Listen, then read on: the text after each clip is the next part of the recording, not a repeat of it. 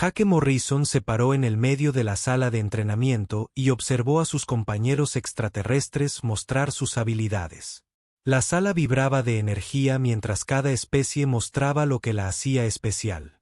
Krix, el alto Kelari azul, cerró sus ojos de cristal y recitó todo el libro de la Ley de Comercio Galáctico de memoria.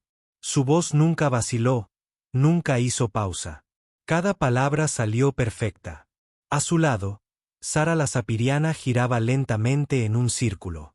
Sus brazos emplumados se abrieron de par en par mientras señalaba diferentes paredes. Ella gritó la dirección exacta de 12 sistemas estelares diferentes sin mirar ninguna computadora. Su gente nunca se perdió en el espacio. Siempre supieron qué camino tomar. El enorme Torakian llamado Grok dio un paso adelante. Su piel rocosa brillaba bajo las luces mientras agarraba una barra de metal destinada a equipos de levantamiento pesado. La barra era tan gruesa como el brazo de Jake. Grok lo dobló en un círculo perfecto como si estuviera hecho de arcilla blanda. Lo arrojó a un lado y cayó al suelo con un fuerte ruido metálico. Jake cambió su peso de un pie al otro. Su turno llegaría pronto. Cada especie tenía algo que la hacía destacar. Los Vestai podían resolver problemas matemáticos que a las computadoras les llevaría horas resolver. Los Dati se movían tan rápido que parecían borrones. Los guerreros Gorbak podían atravesar rocas sólidas. ¿Qué podrían hacer los humanos? El comandante Beltar caminó entre los estudiantes. Su piel verde parecía casi negra bajo las luces de la sala de entrenamiento. Sus 4 brazos cruzados detrás de la espalda mientras estudiaba a cada cadete. El comandante Askari había estado realizando estas pruebas durante 50 años.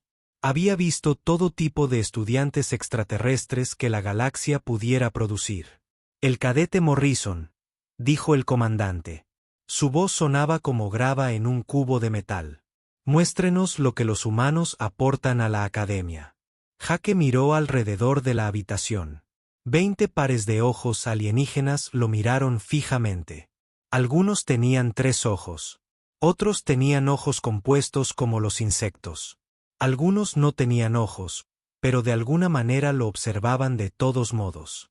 Sintió que su corazón se aceleraba. Sus palmas estaban sudorosas. Realmente no tengo una habilidad especial como todos los demás, dijo Jake. Su voz sonó pequeña en la gran habitación. Los humanos somos bastante promedio en la mayoría de las cosas. Beltar inclinó la cabeza. ¿Promedio? Vuestra especie viajó entre estrellas. Construiste naves que cruzan el vacío. Debes tener alguna ventaja. Jake se encogió de hombros. Somos bastante buenos resolviendo problemas cuando es necesario. No nos rendimos fácilmente. Algunos de los estudiantes extraterrestres emitieron sonidos que podrían haber sido risas. Otros parecían confundidos. El miembro del colectivo Harmony llamado Krixtal habló. Su voz era suave y musical.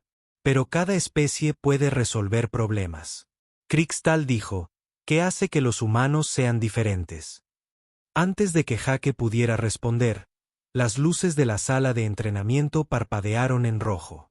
La voz del comandante Beltar resonó por el sistema de altavoces. Simulacro de emergencia. Todos los cadetes se presentan en la bahía de Transbordadores 3 para realizar un ejercicio de supervivencia. Esto no es una simulación de ejercicio. Tienes 10 minutos para reunir los suministros básicos. Los estudiantes extraterrestres corrieron hacia los casilleros de suministros. Se llevaron contenedores de agua, paquetes de alimentos y mantas térmicas. Jake se movió más lentamente. Recogió algunas cosas pero parecía estar pensando en otra cosa. El viaje en transbordador a la luna de entrenamiento duró 2 horas. Jake se sentó en silencio mientras sus compañeros de equipo hablaban sobre el ejercicio. Se suponía que la luna sería un desafío. Las temperaturas bajaron a menos 20 grados por la noche. La atmósfera era tenue. No había grandes depredadores, pero el entorno en sí era peligroso. El transbordador los dejó en una zona rocosa con escasa vegetación. El comandante Beltar les dio instrucciones básicas a través de sus unidades de comunicación. Tienes 48 horas para sobrevivir y llegar al punto de recogida a 20 kilómetros al norte. Trabajar en equipo. Ayudarnos unos a otros. La academia está monitoreando sus signos vitales, pero no intervendrá a menos que alguien esté muriendo. El transbordador despegó y los dejó solos. Los Kriegs inmediatamente comenzaron a recitar protocolos de supervivencia de memoria. Sarah señaló hacia el norte y confirmó su rumbo. Grok comenzó a mover rocas para construir algún tipo de refugio. Los demás miembros del equipo corrieron reuniendo suministros y revisando su equipo. Jake se quedó quieto y miró a su alrededor. Estudió las rocas, las plantas, la forma en que se movía el viento. Olfateó el aire. Escuchó sonidos que los demás no parecían notar. Deberíamos alejarnos de esta zona abierta. Jake dijo, hay una cresta a medio kilómetro al este. Mejor protección contra el viento. El punto de recogida está al norte, dijo Sarah, con las plumas erizadas de fastidio. Deberíamos ir hacia allá. Tenemos 2 días, respondió Jake. Primero necesitamos refugio. Luego podemos viajar durante las horas más cálidas del día. Grok miró al humano con interés. Ya has hecho esto antes. Algo parecido, dijo Jake. Empezó a caminar hacia la cresta sin esperar a que los demás accedieran. A medida que avanzaba el día, el comportamiento de Jake desconcertaba cada vez más a sus compañeros. Al llegar a la cresta, encontró un lugar que a los alienígenas les parecía idéntico a cualquier otro. Pero Jake vio algo que ellos no. El lugar tenía protección desde 3 direcciones. Un pequeño arroyo corría cerca. Las rocas retendrían el calor del sol. Empezó a recolectar plantas específicas mientras los demás preparaban su equipo de alta tecnología. Jake ignoró la mayor parte del equipo que habían traído. En cambio, recogió hierba seca, ramas pequeñas y piedras de formas particulares. ¿Qué están haciendo?, preguntó Crisel. Tenemos unidades de calefacción y módulos de refugio.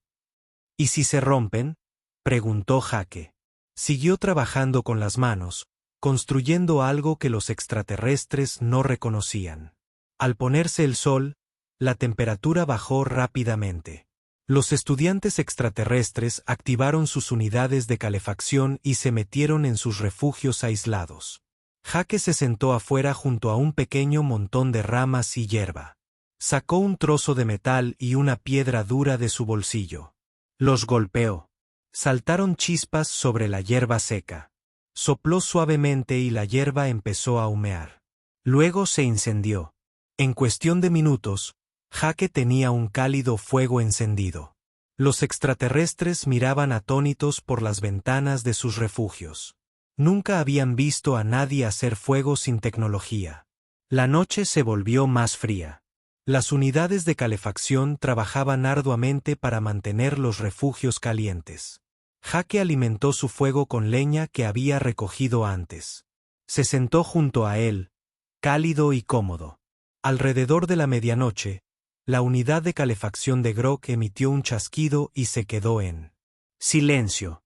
El gran refugio toraquiano comenzó a enfriarse rápidamente. Intentó reiniciar la unidad, pero estaba rota. Jake, llamó Grok en voz baja. ¿Puedo sentarme junto a tu fuego? Claro, dijo Jake. Se hizo a un lado para hacerle sitio. Mientras Grok se acomodaba junto al fuego, miró al humano con renovado interés. ¿Cómo supiste hacer esto? Jake atizó el fuego con un palo. De donde yo vengo, uno aprende a cuidarse solo. No siempre se puede contar con máquinas. El fuego crepitaba y chisporroteaba. Chispas se elevaban en el frío aire nocturno. Por primera vez desde su llegada a la academia, Jake sintió que estaba haciendo algo en lo que realmente era bueno. 3 semanas después del ejercicio de supervivencia, Jake estaba sentado en el centro médico de la academia, esperando su chequeo médico de rutina. La doctora Tiera se movía a su alrededor con sus antebrazos, cada uno sosteniendo un escáner diferente. Su rostro de reptil reflejaba confusión al leer los resultados. Tus lecturas de densidad ósea están mal, dijo, golpeando su tableta de datos con un dedo con garra. El escáner debe estar roto. ¿Qué les pasa?, preguntó Jake. Muestran que tus huesos son 3 veces más densos de lo que deberían ser para una especie de tu tamaño. Huesos densos como este te harían a ti también. Pesado para moverte bien. Pero caminas perfectamente. Jake se encogió de hombros. Quizás los humanos solo tienen huesos pesados. La doctora Tisera tomó nota y continuó con sus exploraciones. Cada lectura la hacía fruncir aún más el ceño. El tejido muscular de Jake mostraba signos de daño y reparación constantes. Su sangre contenía niveles de oxígeno que intoxicarían a la mayoría de las especies galácticas. Su corazón era descomunal y bombeaba con una fuerza increíble. «Háblame de tu mundo natal», dijo la doctora mientras trabajaba. «¿Cómo es la Tierra?» «Bastante normal, supongo. Tenemos océanos, montañas, bosques. Hace calor en verano y frío en invierno. ¿Qué tan caluroso y frío hace?» Jake pensó por un momento. Donde yo crecí, el verano podía alcanzar los 40 grados centígrados. El invierno a veces bajaba a menos 30. La doctora dejó de moverse. Sus 4 brazos se quedaron inmóviles. Ese es un rango de temperatura de 70 grados centígrados. Sí, eso es bastante típico en la mayoría de los lugares de la Tierra. En la mayoría de los lugares. La voz de la doctora se hizo más aguda. Todo el planeta tiene oscilaciones de temperatura como esa. Claro, algunos lugares son peores. Los desiertos pueden alcanzar los 50 grados centígrados durante el día y congelarse por la noche. Las regiones polares se mantienen alrededor de menos 40 grados centígrados durante meses. La doctora Sara dejó sus escáneres. Miró a Jake como si acabara de decirle que el cielo estaba hecho de veneno. ¿Cómo sobrevives a tales condiciones? Usamos ropa, construimos casas, usamos sistemas de calefacción y refrigeración. ¿Pero qué pasaba antes de que existiera la tecnología? Jake se rascó la cabeza. La gente vivía en cuevas, hacía fogatas, usaba pieles de animales. Los humanos han existido desde hace mucho tiempo. La doctora tomó más notas. Sus manos temblaban ligeramente mientras escribía. Más tarde ese día, Jake se encontró con su amiga Lisa Chen en el cafetería de la academia. Estaba picoteando un tazón de pasta nutritiva mientras leía en su bloc de datos. A la mayoría de los estudiantes alienígenas les encantó la pasta, pero a los humanos les pareció sosa y aburrida. «¿Qué tal tu examen médico?», preguntó Lisa. «Raro». La doctora parecía sorprendida por todo, como si nunca hubiera visto a un humano. Lisa se rió. «El mío también fue raro». La doctora Sara me preguntó sobre mis enfermedades de la infancia. Cuando mencioné haber tenido varicela y sarampión, me miró como si le hubiera dicho que sobreviví a un apuñalamiento. ¿Qué tiene de raro la varicela? Al parecer, es similar a la fiebre de la muerte de Kelari. Mata al 90% de los niños que la contraen. La doctora no podía entender cómo sobreviví a ella 2 veces. Jake frunció el ceño. ¿Tuviste varicela 2 veces? Sí. Y sarampión y esa gripe fuerte cuando tenía 8 años que me mantuvo en cama durante 2 semanas. ¿Recuerdas? Mamá pensó que podría morir de la fiebre. Pero eso son cosas normales de niños. Eso fue lo que le dije a la doctora. Me preguntó cuánto suelen vivir los humanos. Cuando dije que tenía que sentarse a los 70 u 80 años. Su conversación fue interrumpida por Crick Stoll, que se unió a la mesa. El miembro del colectivo Armonía Pacífica parecía preocupado. «¿Puedo preguntarte algo personal?», dijo Crickal con su voz musical. «Claro», respondió Jake. «Durante el ejercicio de supervivencia, parecías sentirte cómodo en condiciones que nos asustaban a los demás. ¿Cómo aprendiste esas habilidades?». Jake lo pensó. «De niño, iba mucho a acampar. Mi padre me llevaba de excursión a las montañas. Aprendes a estar preparado para el mal tiempo. Mal tiempo. Tormentas principalmente. Lluvia, nieve, viento, a veces relámpagos. Los rasgos suaves de Cristal denotaban confusión. ¿Tus padres te llevaron a tormentas peligrosas de niño? No a tormentas. Pero las tormentas ocurren al aire libre. Hay que saber cómo manejarlas. ¿Qué tipo de tormentas?, preguntó Lisa, ahora curiosa. Tormentas eléctricas principalmente. A veces ventiscas en invierno. Hubo un tornado cuando tenía 12 años. Cristal hizo un ruido como de cristales rotos. ¿Tornado? Sí. Tormenta de viento giratoria. Aterrizó a unos 5 km de nuestra casa. Tuvimos que escondernos en el sótano hasta que pasó. Y esto es normal en tu mundo. Jake asintió. Tornados, huracanes, terremotos, inundaciones, pasan cosas. Hay que lidiar con ello. Los extraterrestres miraron fijamente a ambos humanos. Tu planeta intenta matarte con regularidad. Lisa se rió. Qué forma tan curiosa de decirlo. La Tierra puede ser peligrosa, pero no es como si intentara lastimar a nadie. Y los volcanes, añadió Jake. Esos pueden ser bastante malos. Y tsunamis. Ah, y los incendios forestales. Cristal se levantó rápidamente. Debo irme. Se fue sin decir una palabra más. Esa noche, Jake estaba estudiando en su habitación cuando sonó la puerta. El comandante Beltar estaba en el pasillo con otros 2 instructores. Jake no lo reconoció. Cadete Morrison, necesitamos hacerle algunas preguntas sobre la Tierra. Jake los dejó entrar. Los 3 extraterrestres parecían incómodos en su pequeña habitación. Hemos estado revisando los informes de contacto inicial de cuando su especie se unió a la Academia, dijo el comandante Beltar. Algunos detalles parecen confusos. ¿Qué tipo de detalles? Condiciones ambientales. Los informes mencionan que la Tierra tiene diversos climas, pero no especifican la distribución exacta. Jake pasó la siguiente hora respondiendo preguntas sobre su mundo natal. Describió las estaciones, los patrones climáticos y las características geográficas. Cuanto más hablaba, más incómodos parecían los extraterrestres. Mencionaste depredadores, dijo un instructor. ¿Qué tipos de depredadores viven en la Tierra? De todos los tipos. Osos, lobos, grandes felinos, tiburones, cocodrilos, serpientes venenosas y humanos conviven con estas criaturas. Generalmente los evitamos. Pero sí, están ahí fuera. Algunos los cazan, otros los estudian. La gente caza depredadores ápice por deporte. Jake asintió. Algunos lo hacen. Mi tío solía cazar ciervos y alces. Los instructores intercambiaron miradas. El comandante Beltar se aclaró la garganta. Una pregunta más. ¿Cuál es la composición atmosférica de la Tierra? Principalmente nitrógeno, alrededor de un 21% de oxígeno. Los 3 extraterrestres se quedaron muy quietos. 21%. La voz del comandante Beltar era apenas un susurro. Sí. ¿Por qué?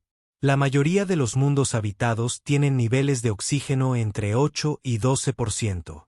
El 21% sería tóxico para la mayoría de las especies. Jake se sintió confundido, pero eso es normal para nosotros. Después de que los instructores se fueran, Jake se sentó en su cama pensando que algo estaba sucediendo y no lo entendía. La forma en que todos reaccionaban a datos simples sobre la Tierra no tenía sentido. Era como si pensaran que su mundo natal era una especie de trampa mortal. Pero la Tierra era solo la Tierra. Era su hogar. Claro, a veces podía ser peligroso, pero los humanos siempre se las habían arreglado bien. Fuera de su ventana, las estrellas artificiales de la Academia centelleaban pacíficamente en el entorno controlado de la estación espacial. Jake se preguntó qué pensarían sus compañeros extraterrestres si supieran sobre erupciones solares, impactos de asteroides y edades de hielo. Probablemente era mejor no mencionar esas cosas. La alarma de emergencia resonó por los pasillos de la Academia a las 3 de la mañana. Las luces rojas parpadearon mientras la voz automatizada anunciaba fallas del sistema en varias secciones. Jake despertó al instante. Su cuerpo se movió antes de que su mente procesara por completo lo que estaba sucediendo. La iluminación de emergencia lo bañó todo con sombras carmesí. Los generadores de gravedad principales habían fallado, dejando a todos flotando. En gravedad cero. Jake se impulsó desde la pared y se deslizó hacia su puerta, que se había cerrado automáticamente durante la emergencia. En el pasillo, estudiantes extraterrestres flotaban indefensos, chocando contra las paredes y entre sí. La mayoría provenían de mundos con gravedad constante y nunca habían aprendido a moverse en gravedad cero. Giraban y daban volteretas, emitiendo sonidos de pánico en sus lenguas maternas. Jake se movía por el caos como si perteneciera a ese lugar. Su cuerpo se retorcía y giraba con un control fluido. Usaba las paredes, el techo y los marcos de las puertas para cambiar de dirección sin desperdiciar movimiento. Sus ojos se habían adaptado a la luz roja de emergencia, lo que le permitía ver con claridad mientras otros entrecerraban los ojos y tanteaban a ciegas. «Síganme», gritó Jake a un grupo de estudiantes Kelari que giraban en círculos cerca del techo. Usen los asideros de la pared. Los guió hasta las barandillas de seguridad y les mostró cómo impulsarse hacia adelante. Su voz se mantuvo tranquila y firme mientras la de ellos se elevaba con miedo. Crickle flotaba cerca, su expresión normalmente pacífica reemplazada por el terror. «Jake, ¿qué está pasando?» «Fallo del sistema. Tenemos que ir a las estaciones de emergencia». Jake agarró el brazo de su amigo y lo jaló hacia el punto de seguridad más cercano. A medida que avanzaban por los pasillos, el comportamiento de Jake comenzó a cambiar de maneras que incomodaban a los alienígenas que lo rodeaban. Sus movimientos se volvieron más concentrados, más eficientes. Revisó cada pasillo antes de entrar. Su cabeza giraba de izquierda a derecha como si estuviera buscando algo. Su respiración se ralentizó y sus músculos se tensaron. El humano amigable y torpe que conocían se estaba transformando en algo más. La voz del comandante Beltar crepitó por el sistema de comunicación dañado. «Todos los estudiantes, preséntense a las estaciones de emergencia. Tenemos brechas reales en las secciones 7 y 12. Esto no es un simulacro». Jake giró la cabeza hacia la brecha más cercana. La sección 7 era donde vivían los cadetes más jóvenes. Sin dudarlo, se dirigió hacia la zona de peligro mientras todos los demás se alejaban. «¿A dónde vas?», lo llamó Crystal. «Alguien podría necesitar ayuda», respondió Jake, desapareciendo por una esquina. Jake llegó a la sección 7 cuando los mamparos de emergencia estaban en el techo. A través de una pequeña ventana, pudo ver a 3 jóvenes Vestai atrapados en una habitación que estaba perdiendo atmósfera. El cristalino. Los seres eran demasiado pequeños para alcanzar los controles manuales de la puerta. El pasillo alrededor de la brecha había sido evacuado. Señales de advertencia brillaban por todas partes, indicando que la gente se mantuviera alejada de la zona peligrosa. Jake las ignoró todas. Encontró un armario para trajes de emergencia y se puso el equipo de protección. El traje estaba diseñado para una exposición breve al vacío, no para operaciones de rescate prolongadas. Jake comprobó las lecturas de oxígeno, suficientes para unos 10 minutos en el espacio. Entró en la esclusa de aire manualmente y la abrió hasta la sección dañada. La ráfaga de aire intentó succionarlo al espacio, pero Jake se apoyó contra el marco de la puerta. El frío lo golpeó como un golpe físico, pero no dudó. Moviéndose con cuidado por el pasillo dañado, Jake llegó a la habitación donde estaban atrapados los jóvenes. El mecanismo de la puerta había sido dañado por la brecha. Jake rodeó con las manos la rueda de liberación manual y giró con todas sus fuerzas. La rueda no se movía. Jake apoyó los pies contra la pared y tiró con más fuerza. Sus músculos se tensaron contra el mecanismo dañado. Otras especies se habrían rendido. Pidió ayuda, esperó las herramientas adecuadas. Jake siguió tirando. hasta que algo dentro de la puerta cedió con un fuerte crujido. La puerta se abrió. Los 3 jóvenes Vestai flotaban dentro, apenas conscientes por la pérdida de oxígeno. Jake los agarró a los 3 y se empujó hacia la esclusa de aire. La alarma de oxígeno de su traje sonaba. Le quedaban quizás 2 minutos de aire. La esclusa parecía imposiblemente lejana. Jake contuvo la respiración y se quitó el casco. En el vacío casi absoluto del pasillo dañado, le hervía la saliva y la piel se le congelaba, pero podía moverse más rápido sin el voluminoso casco. Nadó por el aire enrarecido hacia la esclusa. Los 3 niños alienígenas se aferraron a su pecho. Entró con segundos de ventaja. Mientras la esclusa de aire se llenaba y la atmósfera volvía, Jake se desplomó.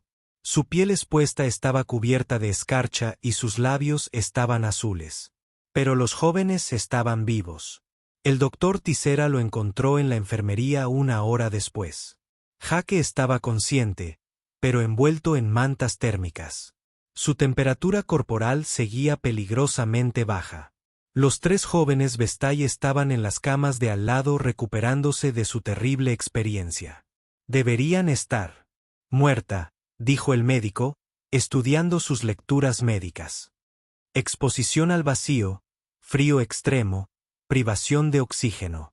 Cualquier otra especie habría muerto en los primeros 30 segundos. Jake intentó incorporarse. ¿Están bien los niños? Se recuperarán por completo gracias a ti. Pero Jake, necesito saber algo. ¿Alguna vez te han hecho pruebas de adaptación a mundos letales? Mundo letal. Jake parecía confundido. ¿Qué es eso? La doctora Sara abrió un archivo en su bloc de datos. He estado investigando tu especie desde nuestra última conversación. La Tierra ha sido clasificada en nuestras bases de datos. Giró el bloc para que Jake pudiera ver la pantalla. Una tabla simple mostraba las clasificaciones planetarias de la clase 1 a la clase 15. La Tierra aparecía en la parte inferior con una marca roja. Clase Twink, dijo la doctora en voz baja. Tu mundo natal está clasificado de clase A temática en la escala de habitabilidad galáctica. Jake leyó la descripción de la clasificación. Los mundos de clase gemela temática estaban etiquetados como mundos letales inhabitables. Condiciones ambientales demasiado hostiles para las formas de vida galácticas conocidas. Debe haber un error, dijo Jake. Los humanos viven en la Tierra sin problemas. Ese es exactamente el problema, respondió la doctora. Tera. Ninguna especie conocida debería poder sobrevivir en una clase. Mundo Dorine. La composición atmosférica por sí sola mataría a la mayoría de los ciudadanos galácticos en cuestión de horas. Las variaciones de temperatura causarían un shock sistémico inmediato. La densidad de depredadores haría imposible la supervivencia. Jake miró la pantalla. Pero es solo la Tierra. Es de donde venimos. Jake, tu planeta es uno de los mundos más peligrosos que hayamos catalogado. Tiene una geología activa que remodela continentes. Sistemas climáticos que pueden destruir regiones enteras. Una química atmosférica que envenenaría a la mayoría de las especies. Y de alguna manera, los humanos no solo sobreviven allí, sino que prosperan allí. El doctor se acercó a su cama. Lo que vimos hoy lo demuestra. Superaste esa emergencia como si estuvieras diseñado para ella. Sobreviviste a la exposición al vacío que debería haberte matado instantáneamente. Rescataste a esos jóvenes sin dudarlo en condiciones que aterrorizarían a los servicios de emergencia capacitados de la mayoría de los mundos.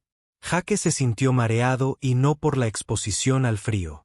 ¿Estás diciendo que los humanos son peligrosos? Estoy diciendo que los humanos son sobrevivientes de un mundo que mata todo lo demás. La pregunta ahora es qué significa eso para el resto de la galaxia. La noticia del rescate se extendió por la academia interna. Horas. Pero en lugar de celebrar a Jake como un héroe, muchos estudiantes comenzaron a verlo de otra manera. El humano amigable que hacía fogatas y contaba historias sobre la Tierra era en realidad algo mucho más aterrador. Era un sobreviviente de un mundo mortal moldeado por millones de años de evolución en un planeta que intentaba activamente exterminar a todo lo que vivía en él. Y había miles de humanos más como él esparcidos por la galaxia. El comedor de la academia se sentía diferente a la mañana siguiente. Jake estaba sentado en su mesa habitual con Lisa Chen, pero las conversaciones a su alrededor habían cambiado. Los estudiantes alienígenas hablaban en susurros, mirando de reojo a los humanos cuando creían que nadie los veía. ¿Oíste lo que pasó anoche? Un estudiante de Dati le dijo a su amiga. Ese humano sobrevivió en el vacío durante 4 minutos. Mi gente moriría en 20 segundos. Mi primo dice que los humanos vienen de un mundo venenoso. Otra voz susurró. El aire mismo nos mataría. Jake movió la comida en su plato. Apenas había dormido después de enterarse de la clasificación de la Tierra. Cada vez que cerraba los ojos, veía esa marca roja en el historial médico. Clase, mundo mortal entrelazado. Lisa se inclinó sobre la mesa. La gente habla de nosotros. Me di cuenta. Jake miró a su alrededor. Un grupo de estudiantes que Larry apartó la mirada rápidamente al encontrarse con sus ojos. El doctor Tisura me habló de la clasificación de la Tierra anoche. Clasificación. Somos de un mundo mortal, Lisa. Oficialmente, el tipo de planeta donde nada debería poder vivir. Lisa dejó el tenedor. ¡Qué locura! La Tierra es hermosa.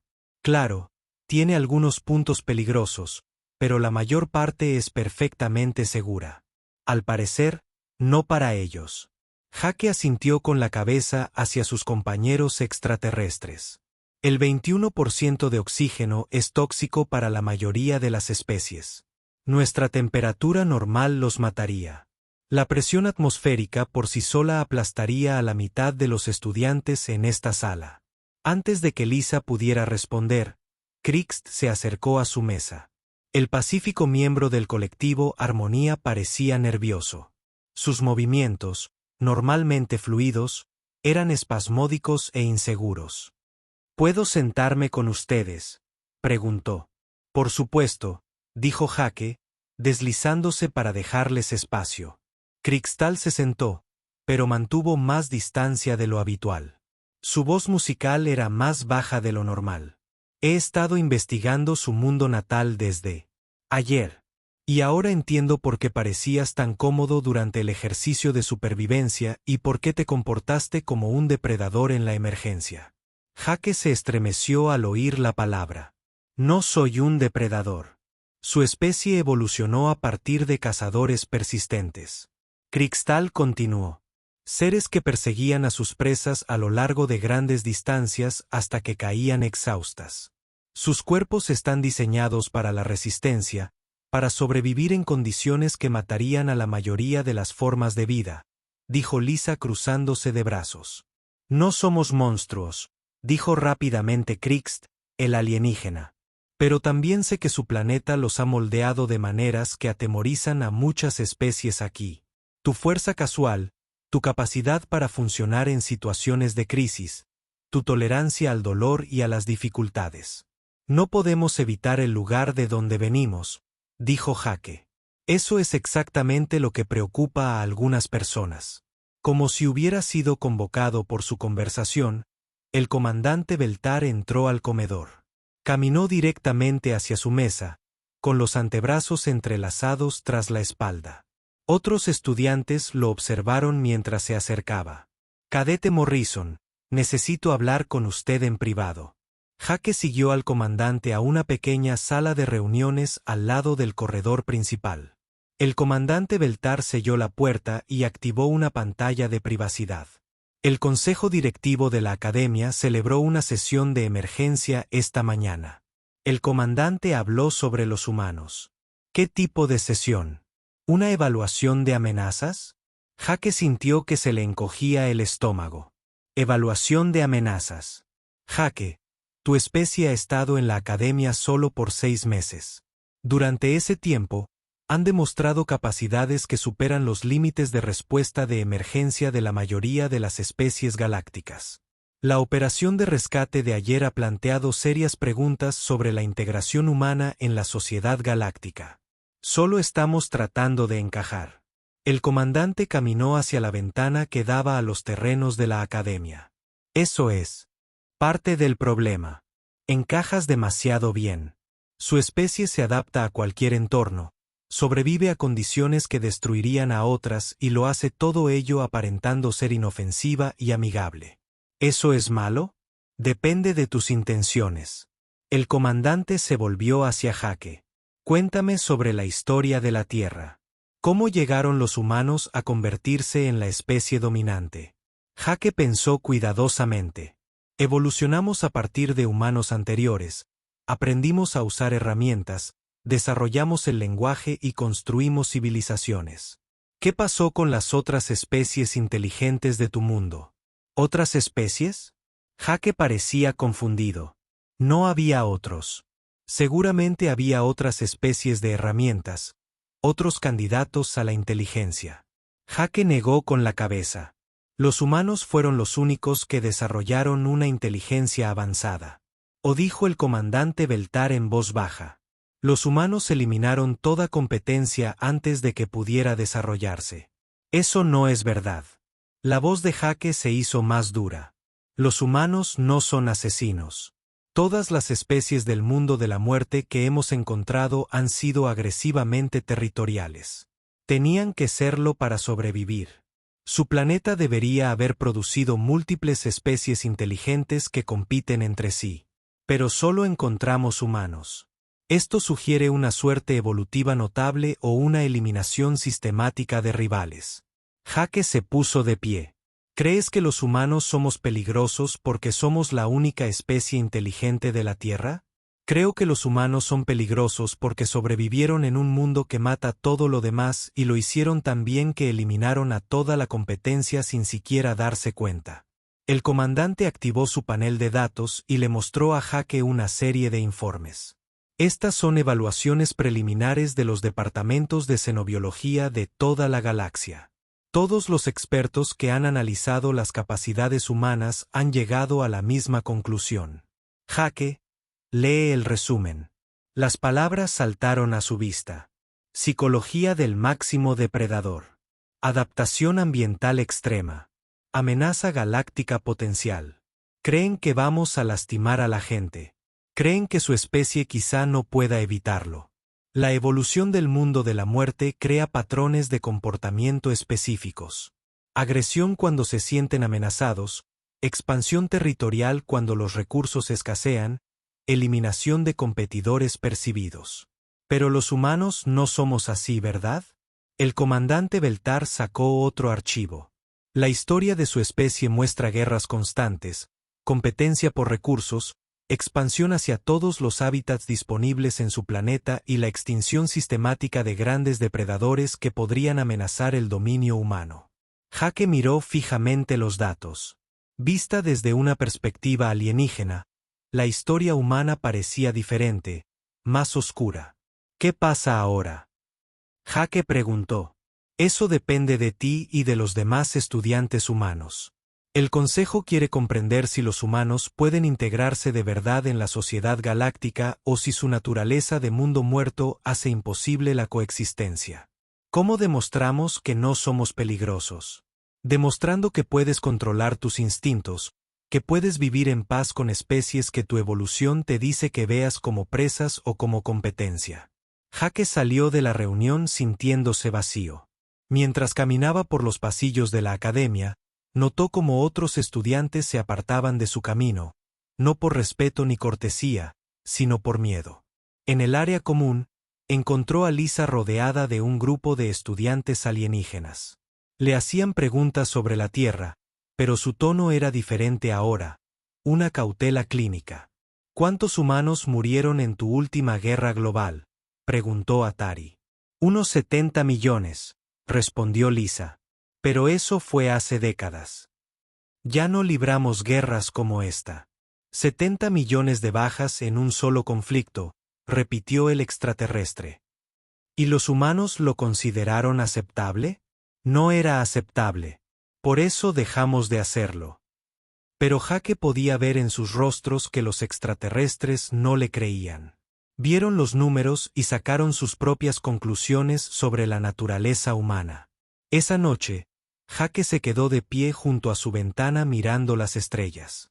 En algún lugar allá afuera estaba la Tierra, el mundo azul donde había crecido creyéndose normal. Ahora sabía la verdad. Los humanos no eran normales. Eran supervivientes de un mundo tan hostil que su mera existencia aterrorizaba a otras especies. Cada adaptación que los hizo exitosos en la Tierra los hacía parecer peligrosos para la pacífica comunidad galáctica. La pregunta era si los humanos podrían superar millones de años de evolución para demostrar que pertenecían a las estrellas o si estaban condenados a ser vistos para siempre como monstruos de un mundo muerto. La llamarada solar golpeó la academia sin previo aviso un martes por la mañana. La bocina de emergencia sonó mientras los pulsos electromagnéticos quemaban los sistemas electrónicos de toda la estación. En cuestión de minutos, el soporte vital comenzó a fallar. Los generadores de gravedad se desconectaron y los cimientos de asteroides de la estación comenzaron a temblar por la actividad sísmica. Jake estaba en la clase de física avanzada cuando las luces se apagó. Se activó la energía de emergencia, bañándolo todo de luz roja, pero la mitad de las estaciones de trabajo ya se habían apagado. A su alrededor, los estudiantes alienígenas comenzaron a entrar en pánico al darse cuenta de la gravedad de la situación. El profesor Nesvara, un anciano askari, intentó mantener el orden. Todos mantuvieron la calma, siguieron los procedimientos de emergencia y se dirigieron a las zonas seguras designadas. Pero las zonas seguras estaban 3 niveles más abajo, y los ascensores principales habían dejado de funcionar. Las escaleras de emergencia estaban llenas de estudiantes asustados que se movían demasiado despacio en las condiciones de baja gravedad. Jake se levantó y miró alrededor del aula. La mayoría de sus compañeros alienígenas estaban paralizados por el miedo o se movían en círculos confusos. Eran estudiantes brillantes de mundos pacíficos que nunca se habían enfrentado a una crisis real. Lisa llamó Jake a su amigo al otro lado de la sala. Lleva a los estudiantes Kelari a la estación de emergencia 12. Usa el hueco de mantenimiento detrás del laboratorio. Lisa asintió y comenzó a organizar a los alienígenas de piel cristalina. Su voz se mantuvo tranquila y segura mientras los guiaba hacia un lugar seguro. Jake se volvió hacia otro estudiante humano llamado Danny Walls. ¿Puedes encargarte del grupo Centuri? Son lógicos, pero se bloquean cuando la situación se vuelve caótica.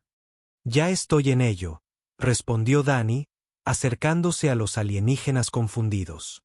En cuestión de minutos, los humanos se hicieron cargo de las labores de evacuación.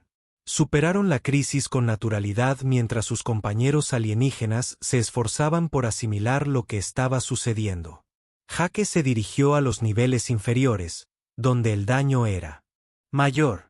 La radiación de la erupción solar había creado zonas peligrosas que matarían a la mayoría de las especies en cuestión de horas, pero los humanos, con sus huesos densos y sus eficientes sistemas de reparación celular, podían sobrevivir a una breve exposición. Encontró a un grupo de crías Vestalla atrapadas en un pasillo inundado de refrigerante radiactivo procedente de sistemas dañados. Los seres cristalinos eran demasiado pequeños y frágiles para atravesar el agua tóxica. Sin dudarlo, Jake se adentró en la zona contaminada. El detector de radiación de su cinturón empezó a emitir pitidos rápidos, advirtiendo de niveles de exposición peligrosos. Jake lo ignoró y recogió a las 3 crías. Aguanten la respiración, les dijo mientras las llevaba por el pasillo inundado. El agua le quemaba la piel y la radiación le hacía sentir náuseas. Pero Jake siguió moviéndose. Depositó a los jóvenes en una zona segura y regresó por más supervivientes. Canto de vino. Su cuarto viaje a la zona contaminada. Jake encontró a Cristal atrapado bajo una viga caída. El pacífico alienígena estaba consciente, pero no podía mover las piernas. Jake, no te acerques, dijo Cristal débilmente. Los niveles de radiación te matarán. No inmediatamente, respondió Jake, comprobando su detector. Tenía quizás 10 minutos antes de que la exposición fuera fatal. Jake se apoyó contra la pared y levantó la pesada viga. Sus músculos se tensaron por el peso y sintió que algo se desgarraba en su hombro, pero la viga se movió. Crickle se liberó. «No puedo caminar», dijo Cristal. Jake recogió a su amigo y lo llevó hacia la zona segura. Para entonces, su detector de radiación emitía constantes advertencias. Sentía la piel como si le ardiera y las náuseas le nublaban la vista. Se desplomó justo fuera de la zona segura, depositando a Crickle con cuidado antes de que sus piernas cedieran. La doctora Tisara encontró a Jake una hora después en la enfermería. Estaba inconsciente y cubierto de quemaduras por radiación, pero viva. La doctora revisó sus lecturas 3 veces antes de creerlas. «Imposible», murmuró. Recibió suficiente radiación para matar a un toraquiano, pero sus sistemas de reparación celular ya están trabajando para reparar el daño. Durante las siguientes horas, llegaron informes de toda la estación. Los estudiantes humanos habían liderado los esfuerzos de evacuación en 17 secciones diferentes.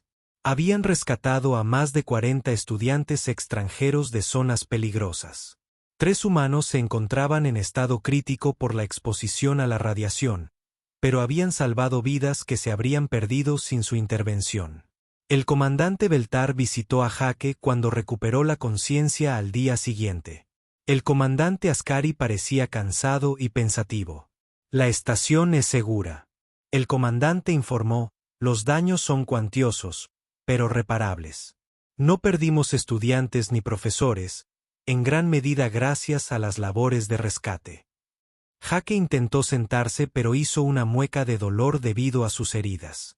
«¿Cómo se está recuperando todo el mundo? Los estudiantes que rescataste estarán todos bien». El comandante Beltar hizo una pausa, incluyendo Crick Stoll. Me pidió que le diera las gracias. Él habría hecho lo mismo por mí. ¿Lo haría? El comandante estudió a Jake cuidadosamente. ¿Habría podido levantar esa viga? ¿Habría podido sobrevivir a esa exposición a la radiación? ¿Podría alguno de nosotros? Jake entendió lo que el comandante realmente estaba preguntando. No elegimos ser fuertes. Simplemente somos. Ese es exactamente mi punto. El comandante Beltar activó su panel de datos. Recibí el informe final de evaluación de amenazas esta mañana. Todos los expertos en xenobiología de la galaxia coinciden en que los humanos somos la especie más peligrosa que hemos conocido jamás. El corazón de Jake se hundió. Entonces, ¿qué nos pasa? Tú no lo entiendes. El comandante continuó. Peligroso no significa malo.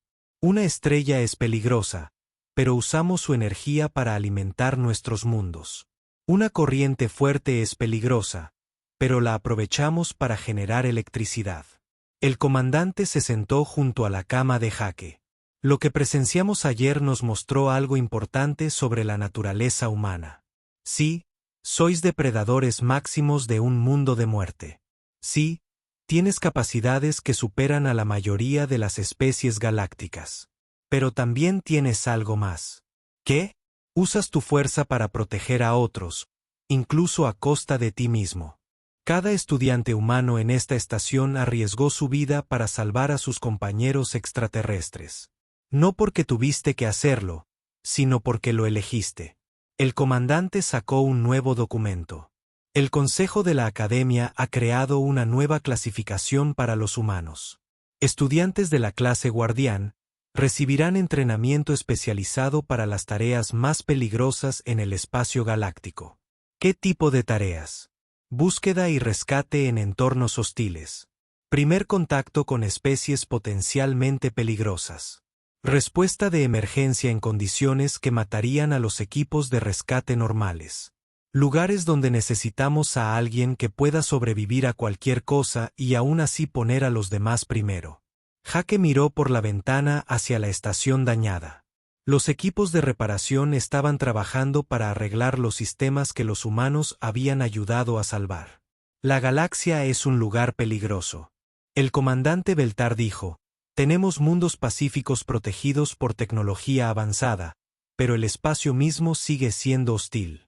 Erupciones solares, radiación cósmica, impactos de asteroides, entornos hostiles en innumerables mundos. Y quieren que los humanos se encarguen de los trabajos peligrosos. Queremos que los humanos hagan aquello para lo que aparentemente están diseñados: sobrevivir en condiciones imposibles y proteger a quienes no pueden protegerse a sí mismos.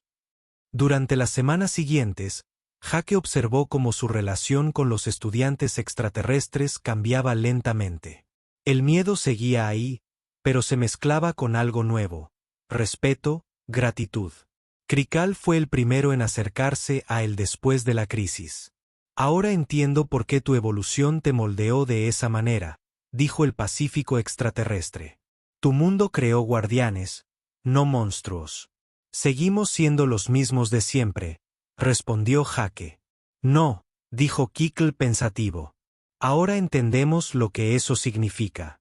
Tu fuerza viene con la responsabilidad. Tus instintos de supervivencia incluyen proteger a tu comunidad. Eso no da miedo. Eso es exactamente lo que la galaxia necesita. La ceremonia de graduación de Jake, 3 meses después, fue diferente a cualquier otra en la historia de la academia, junto con sus certificaciones estándar. Recibió la primera designación de clase guardián jamás otorgada. A la ceremonia asistieron representantes de docenas de especies que antes temían a los humanos. Al aceptar su nueva asignación en una nave de rescate espacial, Jake miró al público. Rostros alienígenas que antes mostraban miedo ahora mostraban esperanza. Entendían que los humanos eran peligrosos. Pero también entendían que a veces la galaxia necesitaba seres peligrosos de su lado. La nave de rescate Valiant esperaba en el muelle de la estación. Su misión era responder a emergencias en las regiones más hostiles del espacio, lugares donde los equipos de rescate normales no podían sobrevivir lo suficiente para ayudar a nadie. Jake sonrió al subir a la nave. Finalmente haría lo que los humanos mejor hacían: sobrevivir a adversidades imposibles y traer a otros a casa sanos y salvos. Era para lo que la Tierra lo había entrenado desde siempre.